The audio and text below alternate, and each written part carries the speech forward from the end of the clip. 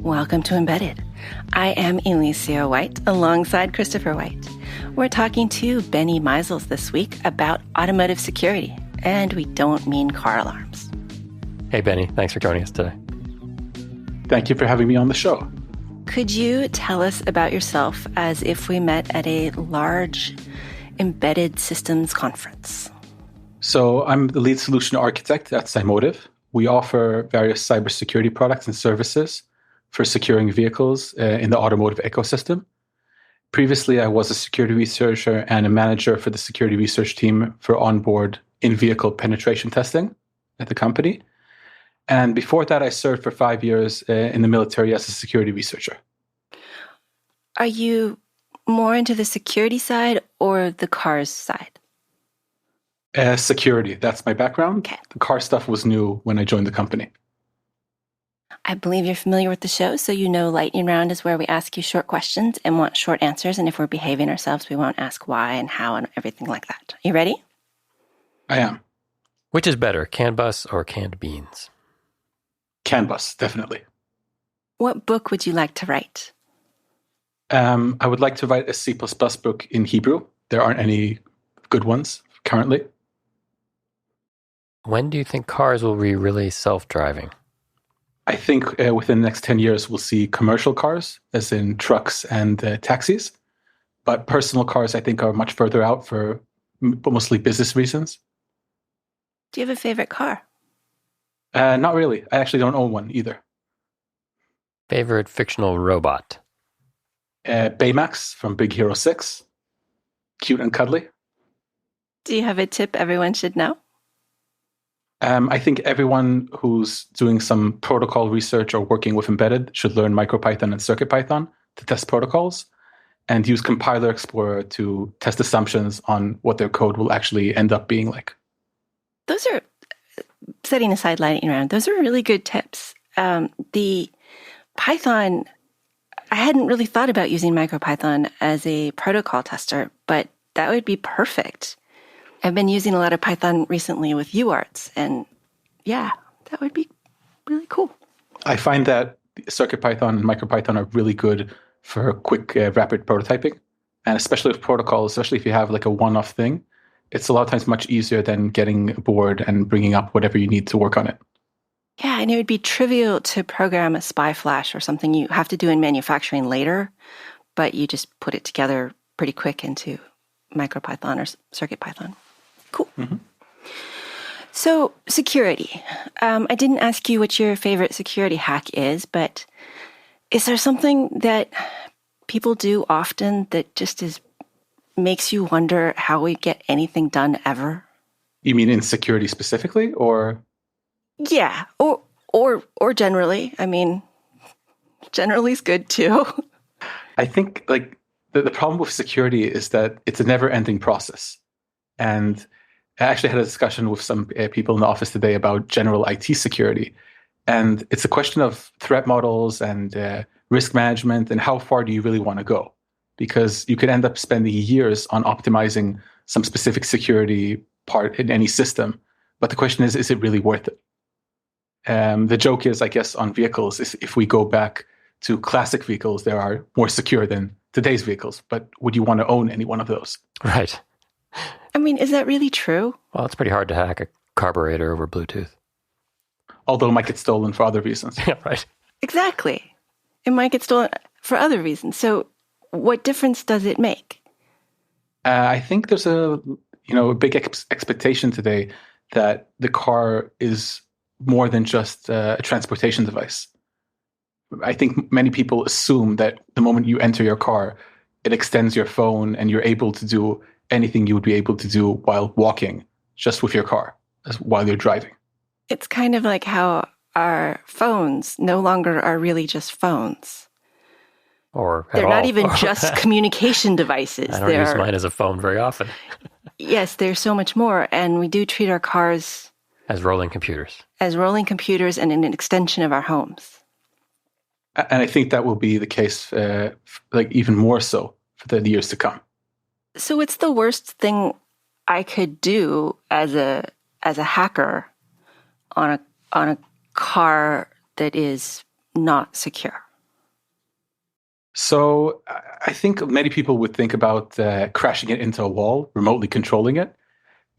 Although that is possible, I don't think most hackers are that interested. I don't think there's that much money involved in crashing people into walls. I mean, unless you're 13 and have been playing far too much of that driving game that's just mean. There's crashing into walls. I mean, I suppose assassination pays well, but I wouldn't think that would be a goal for most people. So yeah, how do you make money by hacking cars? So I think there's multiple ways. I think what's more common today is hacking to open features on the car, which you didn't pay for, or do some modification. And there's markets for that. Well, wait a minute. I want that. As a consumer, I remember we had a car that we couldn't do something in, and Chris got a different module that made it go faster or something. What? I don't remember that. The TT. I didn't do anything. Are you denying it for legal reasons? Yes. Okay. I think there's a line between, modifications which make sense and ones which can be dangerous. And I also understand the fact that the manufacturers are interested to sell you a service, for example, and they want you to pay for it. So hacking your way to get that service for free is counterproductive to what they're trying to do. So it makes sense that they'd like to try and protect from that. Well, and it's the trend of everything becoming a subscription, that if you have a rolling computer and you can do general things with it, then you can enable and disable certain features. And suddenly it's not that it's not capable of doing anything, it's that the company would like you to pay them extra to enable that thing. And so, yes, a huge incentive to bypass that, right?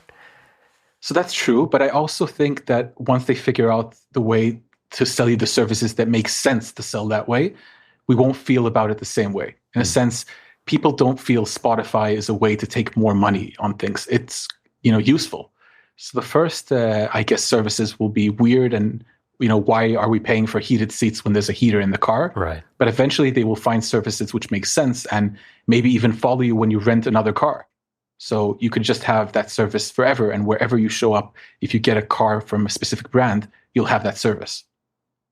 Have a Ford subscription to having power door locks. And it would have your favorite stations and the volume that you prefer and how you want your seat adjustment. Yeah, that makes perfect sense. So I think they're mostly trying to figure that out. I would say, though, that what I'm afraid of, and I think will end up happening, is as we have a consolidation of the vehicle space, and we're slowly going to see consolidation of the main components in the vehicle space, you're going to see very similar effects that we saw in the mobile space. When we had our old dumb phones, they were so different one from another, and they also didn't have so many features.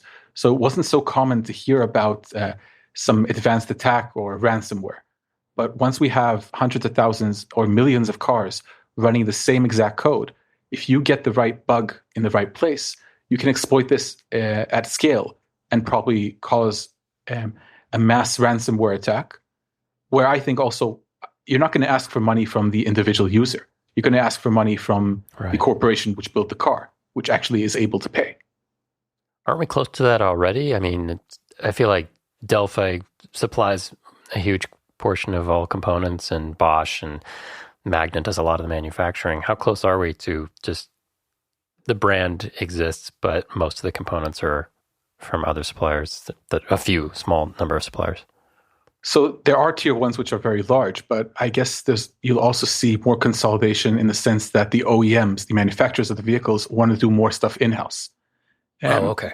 Most of them want to try and compete with Tesla, and they understand that to be able to deploy features at such a rapid pace, you got to do more stuff in-house. You can't just be an integrator anymore.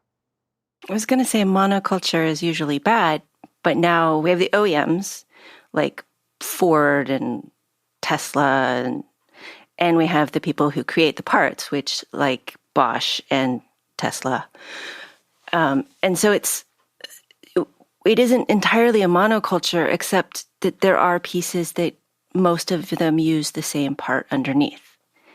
And so attacking that part has a wider benefit than is just being able to unlock one person's car.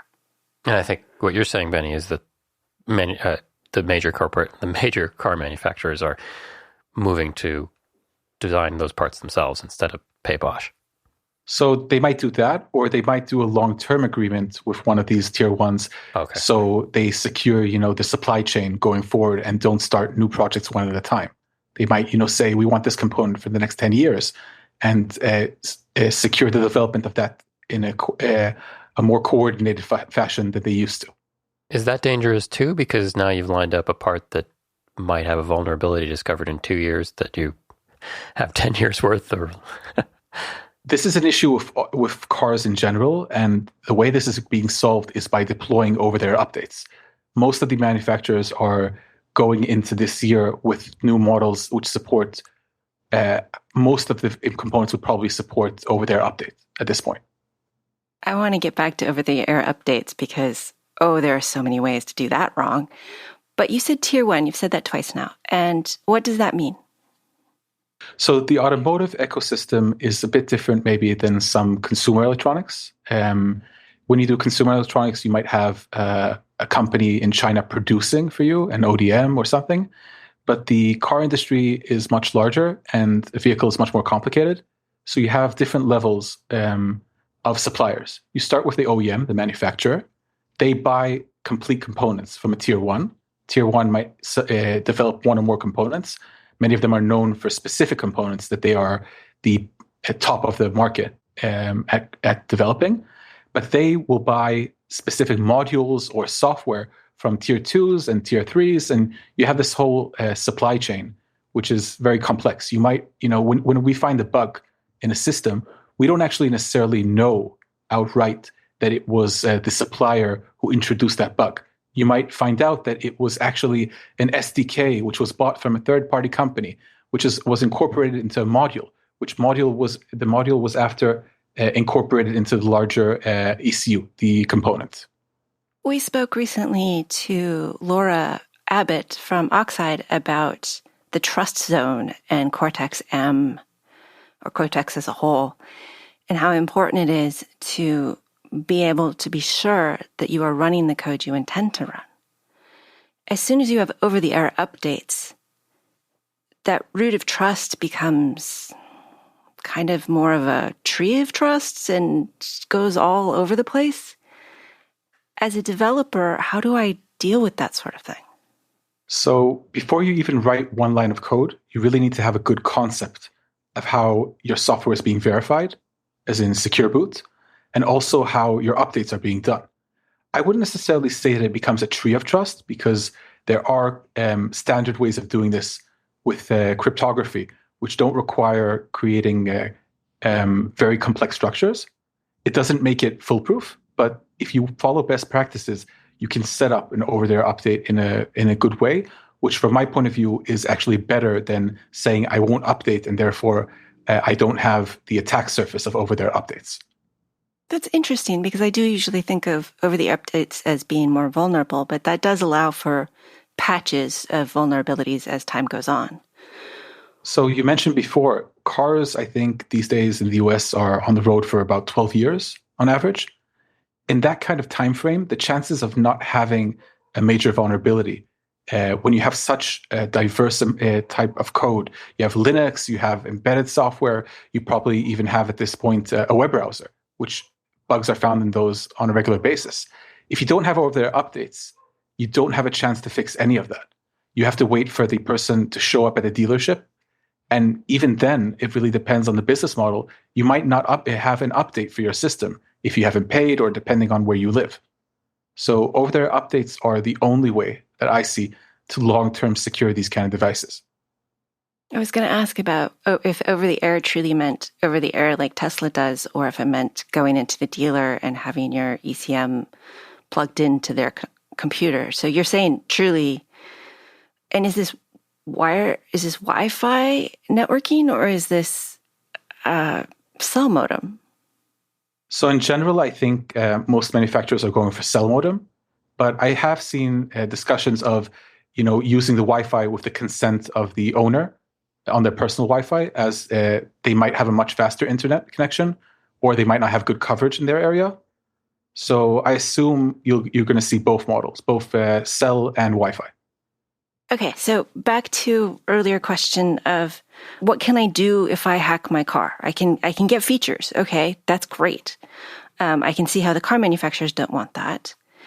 I might be able to remote control drive into a wall, which, all right, there will be some people out there who enjoy that, but most people are more sensible that that's still wrong.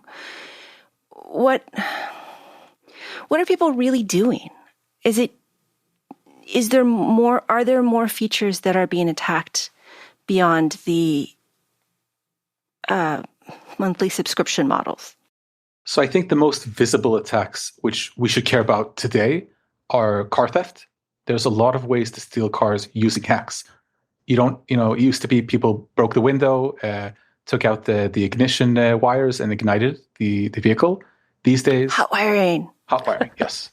So, but these days, many of the ways to steal cars are by figuring out how the keys work, by relay attacks, if you've heard of those, where you have a keyless entry system and you just use radio transmitters in order to extend the range of that device. And therefore, you could be further away from your vehicle and it shouldn't open. But because they use these devices in order to extend the range of the key, your car will open and they can steal it. And that's what the normal key fob kind of mechanisms, right? Not necessarily the newer stuff that Apple and Tesla are doing with using your phone as a key, which is a whole different can of beans. Yeah. So this would be the mid-term. You have classic car keys, which basically work when you press the button. Yeah. But these keyless systems, the idea is you show up next to your car, they open. Oh, okay. And the next generation is what is being developed by Apple and Google using ultra-wideband, which is only available on some smartphones. And this is supposed to be much more secure. But there already is research showing that this can be circumvented with the right tooling. So I'm not an expert on this topic one way or another, but it doesn't seem that this has been solved at this point. Walking up to the car and having it open is very handy. I don't necessarily need the keys in my hand. I walk up, I just open the door, and it's all good. It's really bad when I switch cars and forget to lock the door, but setting that aside, this seems like a battle between security and convenience, which is a constant battle. Where can the consumer or the developer make a difference in having that be truly secure? I think it's a bit much to ask the consumer to do the security here, considering he doesn't have the knowledge. But I think this is going to be a long-term effort from the industry to try and find out ways to stop this distance shortening attacks. Yeah, because I don't think we're going to go back to not using keyless entry systems. It's kind of what people have gotten used to. So the only way we can go forward is by figuring out better ways of when these kind of attacks are being performed and preventing them. Do you think in 5 years somebody's going to go back to having a physical key that you put into a slot and call that more secure because you can't spoof it?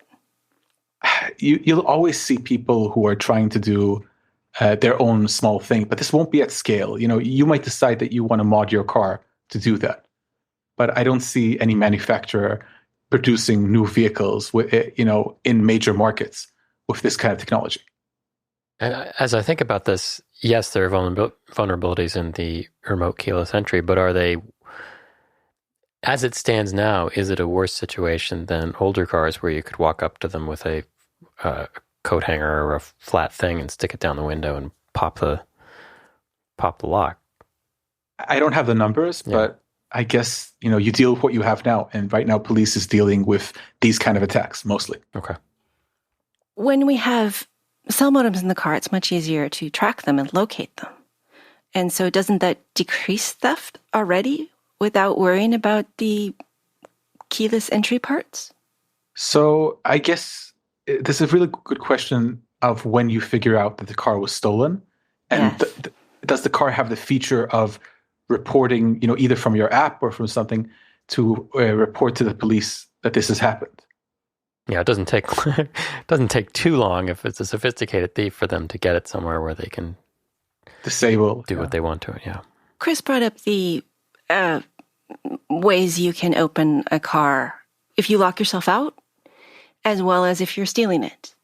And there have been incidences where you do lose your keys or somehow lock them in the car, or have other instances where we truly do want to defeat the security. And so we have tow trucks and locksmiths who can get into our vehicles and houses on purpose. With the new keyless entries, if my phone dies, am I not going to be able to use my car? Or if I somehow lock my phone in the car and my kid, is it going to be catastrophic? So I assume we're not going to a point where you only have one set of keys in your phone and you don't have any keys anymore. But I guess just like today, if you could stick all your keys in your car by mistake, it might happen.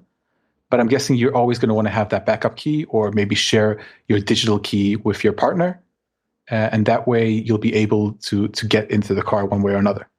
I recall that there is a way, even if the phone is off, possibly, to open, but I'm not sure about that.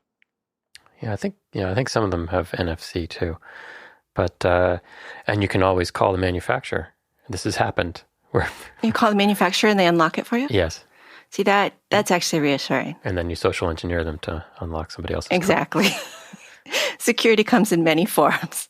I guess also some of that could be done through an online portal. So as long as you have a way to log in on a PC, you might be able to do some unlocking from there. So what are the surface of these attacks? I mean, what are you looking at when you're looking at the security of vehicles? So one thing that I've learned from the last couple of years is that looking just at the single component in the car is probably not the right way to be looking at the problem. We do work on individual ECUs, but when we look at the functional level, when we want to have a look at a specific function, for example, we said remote locking, unlocking. If we only look at the software running on the ECU which actually unlocks the door, we're going to miss a lot of what's going on. And I mean also in the vehicle, but also on the servers. So what we like to do, if we can, is actually research this function end to end, from the click that you have on your cell phone, the app itself, through the servers in the backend, which are the OEM servers or maybe a third-party server. Look at what's going on there. Look at what is going back out to the car, and look at the software in the car. And when you understand this at the high level, then you can understand where it's going to go wrong. Sure, because it's always the cracks. It's always the places where things meet that things go wrong, because those are people don't understand the other piece of it. The embedded software engineers don't understand the security on the server, and so they leave in a back door, and or they just don't check the right thing, or they allow you to somehow bypass it. And even the mobile developers going up to the server, there's a lack of communication, and those cracks are where the bugs will be found. I agree, but it's even more than that. It's the mental model, which is different between developers.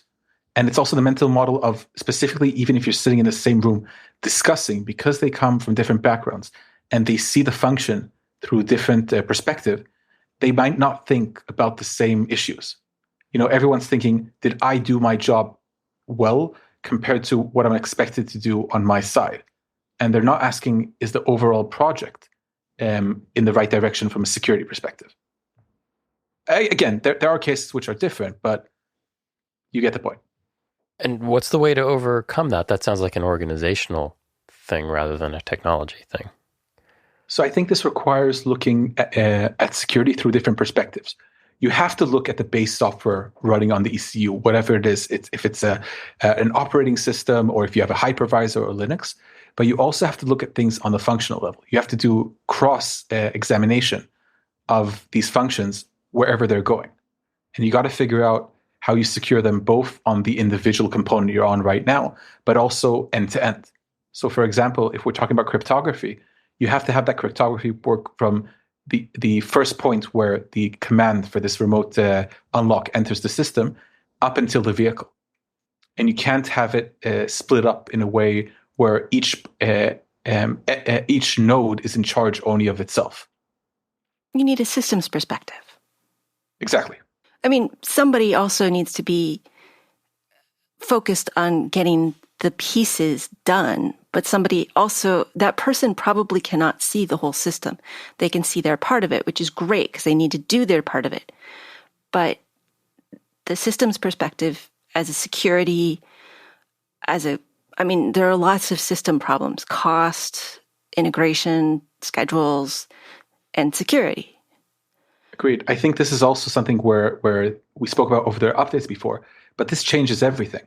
Because what you said now, it has been traditionally focused on hitting the start of production date for a vehicle.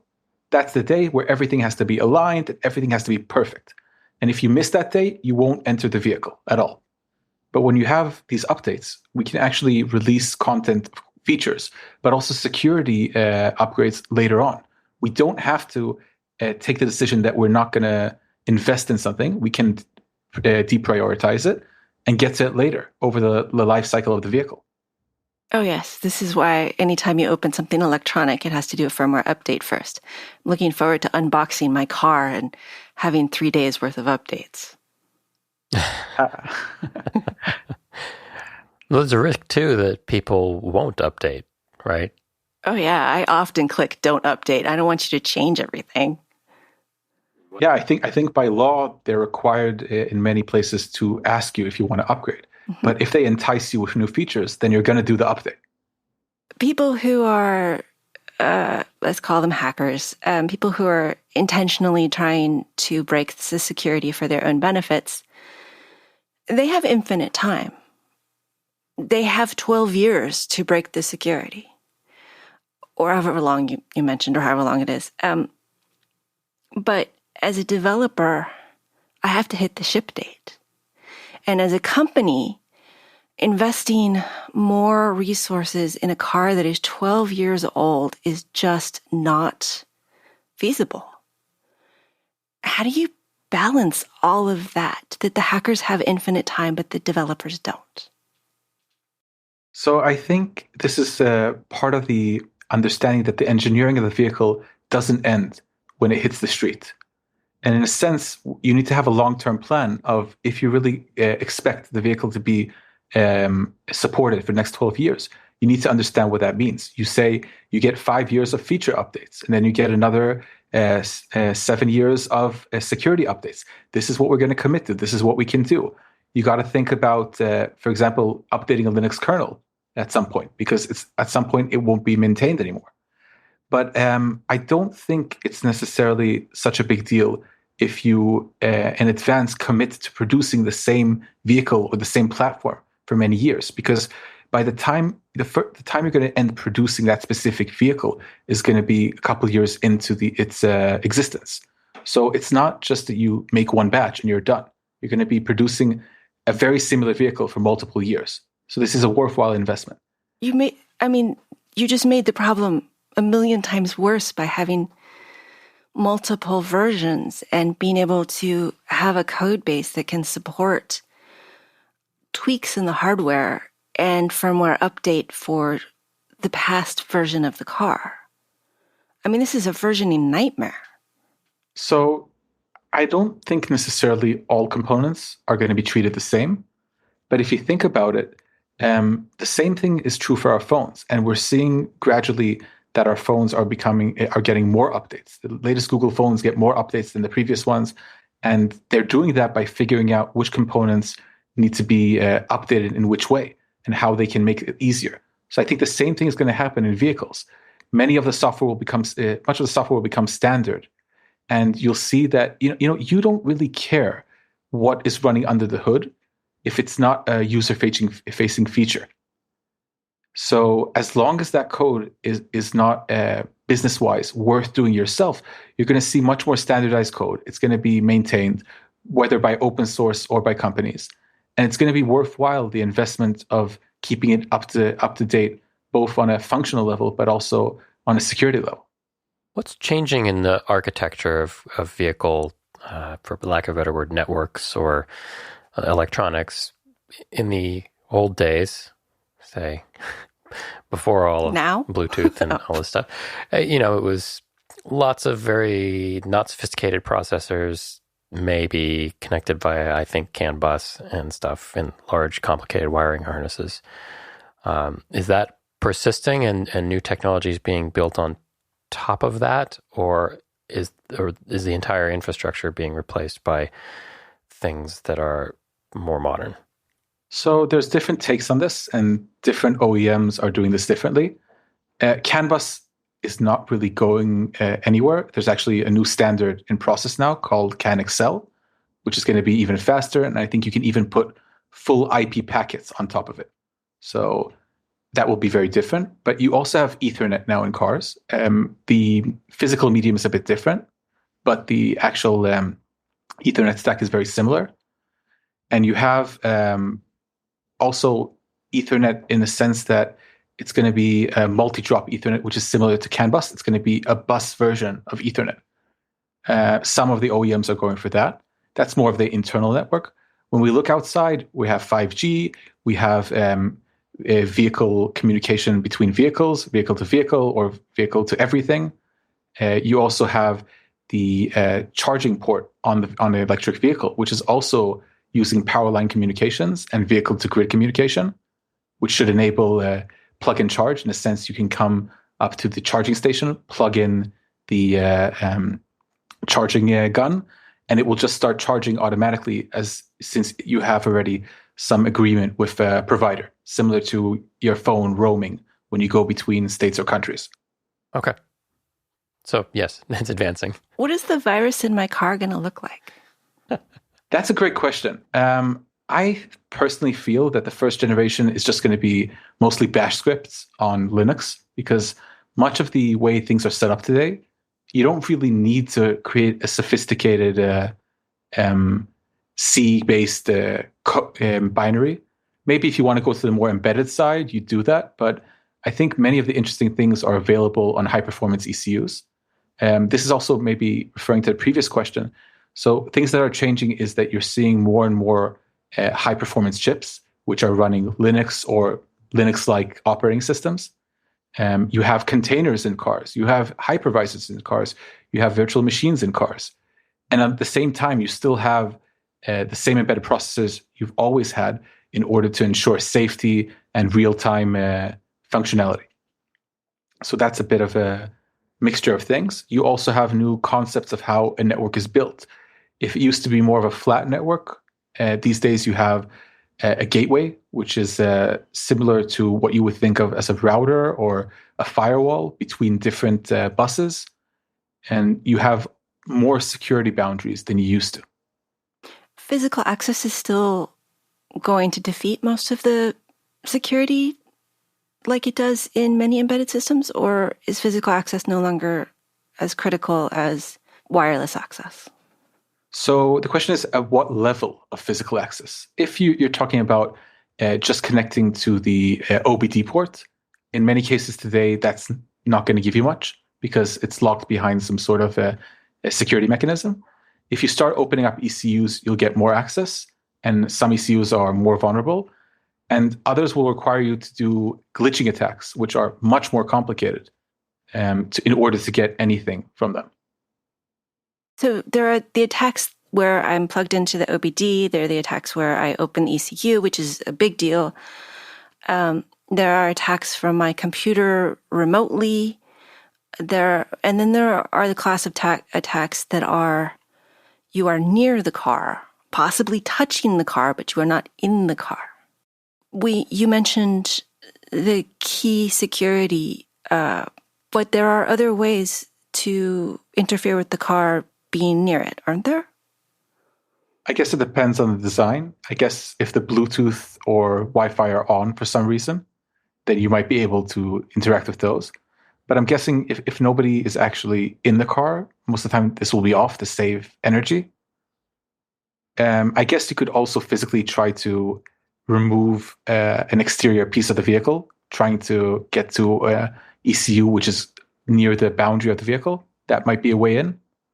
If I'm a developer and my company has a systems engineer who looks at security, but perhaps they have a lot to do, can I just use, the MISRA standard for compiling and be on my way and say this is secure enough? Or do I have to think harder about it?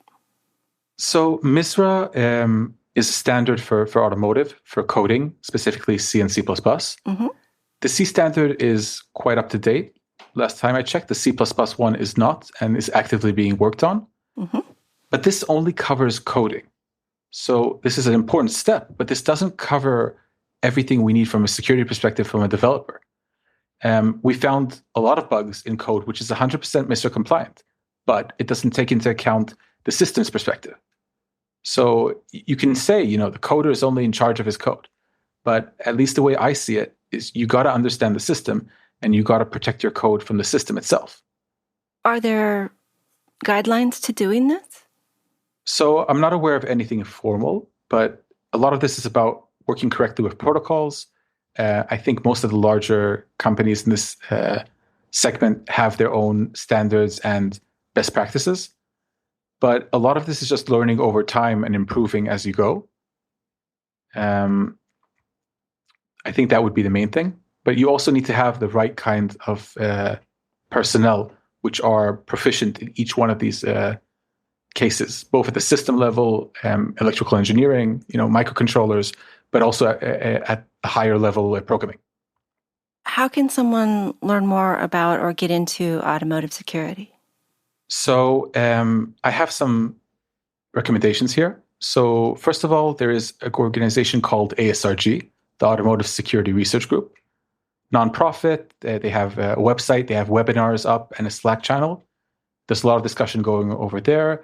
They're slowly building up a lot of open access information. If you want to just learn about what's actually going on, the security incidents, so Upstream Security has very good reports on a yearly basis, and they also have some incident tracking on their website. There's some specific research from this year, which I think is the best way to end-to-end learn about ECU reversing by Willem Melshing. This was, I believe, a power steering system, which he has a 4-part blog on, which I suggest people read if they want to understand how to apply their skills. And then you also have some open source tooling and test beds you can look at. For example, you have the ICSim simulator, which is a simulator for instrument cluster. So you can play around with CAN bus a bit. You don't need any hardware. If you do have some time and you want to spend some money, you can actually build yourself a car in a box. Specifically, Ian Tabor, Mintinet, has a car in a box called Value Pasta Auto. It's based on a design by Toyota, which he did a cost down for. We actually built one over the last couple of weeks in the office, and we've been playing with it. So I think that one is a great one if you have some money to spend and want to learn how to play with these protocols. I think those are very good resources to start with. I'll make sure those go in the show notes. What you're saying, every time we talk to a security expert, I just get so discouraged that there's not a way I can make this work. It's not just that it's a team sport and I have to have a lot of people contributing and someone checking over this. It's just, it doesn't matter what I do, someone will always hack it. Do you have any advice for getting over that sort of cynicism? So I don't think it's necessarily the thought of, will it be hacked? The question is, what will be the impact if it's hacked? And also, how easy is it to do? And there are standard methodologies in order to quantify this, I guess, in money, and which is usually the main part. So if you get it to the point where the impact to your business is low enough that at this point it's not worth spending more money, you're at a good point, probably. In automotive, you have these kind of processes set up in order to do this. So you make sure that you're at the point where you want to be from the business perspective. And then I will say, good engineering goes a long way. If you cannot explain to yourself why your system operates on a functional level, then there probably will be more security issues. If you understand very well why you're doing your software update in a reliable fashion, reliability has a good connection overall to security. In a sense, you're doing a checksum on an update. You might be doing this for reliability, but this is also, it's not foolproof for security, but this is also useful for security. And then you go from a checksum to a signature, and now you have better security and reliability. And it gives you a reason beyond, I have to do it, to I want to do it. Yes, exactly.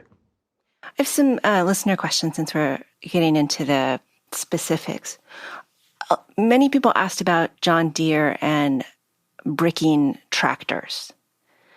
Should there be kill switches? Is that a good idea or a bad idea?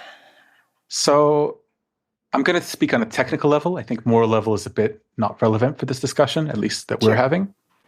I really think this can backfire. I've seen these kind of mechanisms before in vehicles, which on paper had very good cryptography associated with them and so on. But they can be circumvented, and in very weird ways. And usually these mechanisms are extremely strong. As you said, you can brick a tractor. So I wouldn't put this in a vehicle. I think it's a bad idea. I think it would be better, at least on a local level, maybe to leave an interface for tracking for police with the consent of the owner of the vehicle. But I wouldn't go as far as to brick remotely vehicles. I think that's a bit stepping over the boundaries. Still picking on John Deere because they've been in the news.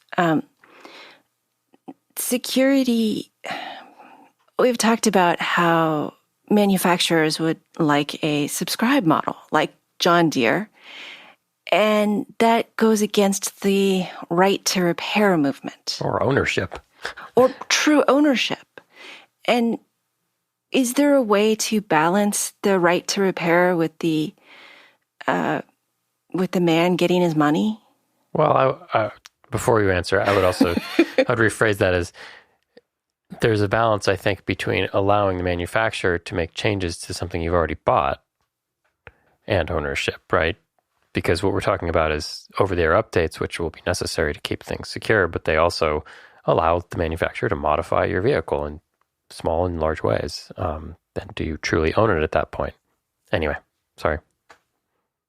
Sure. I think, as you mentioned, the major issue here is more IP and safety, and the fact that you want to update the vehicle, not really security.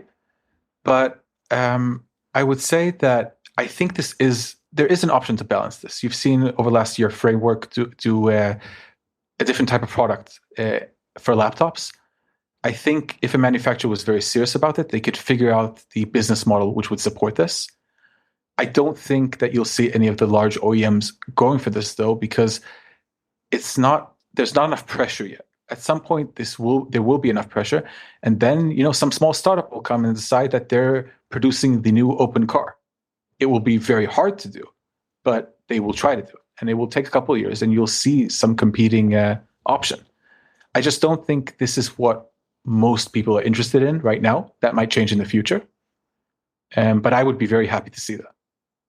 An open car, one that you could read all of its code? So I don't know if all of its code, but I'd say all the relevant code for maintaining it and making sure that it works for a long time. And I also don't think this is bad for security. In a sense, I don't think a good security model shouldn't assume that the attacker doesn't know what code is running on the device. What are some other good security models tips? I mean, you should assume a white box hacker, that they can see inside the code and they know what's going on. What are some other things that are good to remember about security models? So never trust the hardware. and you must know that from the functional side, but this is doubly true for security. Never trust user manuals. Never trust anything which is on a specification. For some reason, things are always very nice on paper, but then they meet reality. Reevaluate at regular intervals what is possible in the sense of what kind of capabilities attackers have. Because, for example, if we speak about passwords, over time, newer algorithms are out, stronger computers are out. The security advice for passwords a couple of years ago is not the same as it is today. Hopefully, we will be done with passwords at some point, but the point is similar for many other mechanisms. That goes back to having to maintain these things for a decade or more. I mean, realistically, 2 decades by the time you start making the product and then finish making the product and wait 12 years after that. How do you go to the new security models, the new security features on a car that is older than the one you have because you updated to have faster for the new security and now you have to maintain both? Sorry, that's probably not an answerable question. I think that's the real challenge here. And I think this is what we're going to have to figure out in the coming years of how we do this better. I guess you could design the vehicle in advance with extra performance. You could think about, for example, if we look at quantum security, which I am not an expert at, but everyone is convinced that we should already be thinking about it today before it becomes a problem. So I would expect that much of the question is, what threats do we think will be relevant over the lifetime of the vehicle? And what can we do today, at a reasonable point to prepare for those? So when we need to address those, we are able to. Reasonable is a tough question there because you do need, it's a judgment call of we need to be better at security than all of our similarly priced competitors so that people steal those cars and not ours. Well, and who's going to steal a 10-year-old car? But I think, just from a higher level point of view, security of cars versus security other things, you have to balance that too, right? You can't say, well, this needs to be as secure as an airliner that's carrying 350 people. Evaluating what the threats are that a vehicle can pose or a collection of vehicles, I think, is important too. Yeah, collection's important. I agree. I'd also say that it's still easier to get vehicle parts than it probably is to get plane parts. Yes, definitely. So that's also a large part of the story. Going back to listener questions, Exploding Lemur asks, how should Honda approach fixing their replay vulnerable key fobs? So I'm assuming this is referring to the keyless entry systems we mentioned earlier. So I mentioned before, the industry is migrating to a newer technology called ultra-wideband. It's supposed to be more secure. Not an expert on this, but there was an attack released called Ghostpeak, which has shown that there is ways to shorten the range here. The idea here, if I understood correctly, is that you measure the speed of the communication, in a sense, how fast do you get a response? You can get a feeling where the person is in relation to the car. And it's supposed to be harder to spoof this compared to Bluetooth Low Energy and other RF interfaces. So I hope that over time they'll figure this out. But I guess this is a question also for physicists and not just for security researchers. So I'm going to restate that question a little bit. Now that Honda has a replay vulnerable key fob and it's wide in the marketplace, what should their approach be? I mean, one approach is to not do anything and get sued, but what else can they do? Is it a matter of replacing every single entry with this ultra wideband more secure? That's going to be a very expensive retrofit. Yeah, that doesn't sound very feasible. No. I'm not sure, actually. I think this really depends on the technical details here and to understand if there is something that can be done at the code level, and maybe it's possible to maybe not avoid this, but make it harder. But it really would require some more details here to understand. Andre said that he's seen that NXP has some CAN transceiver chips that detect spoofing and will take ECUs off the bus if there is if they detect it. Have you seen or worked with chips like this?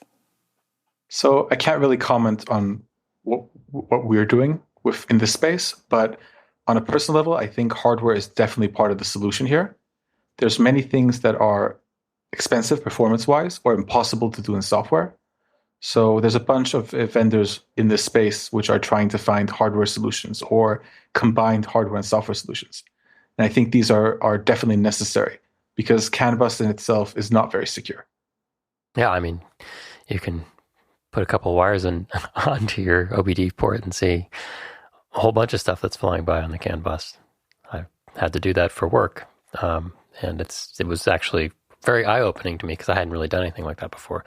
All this telemetry coming across there, and I assume other things I could inject in there to do things I probably don't want to do. But yeah, it's kind of remarkable. But the OBD port is usually firewalled, so you can't inject that much.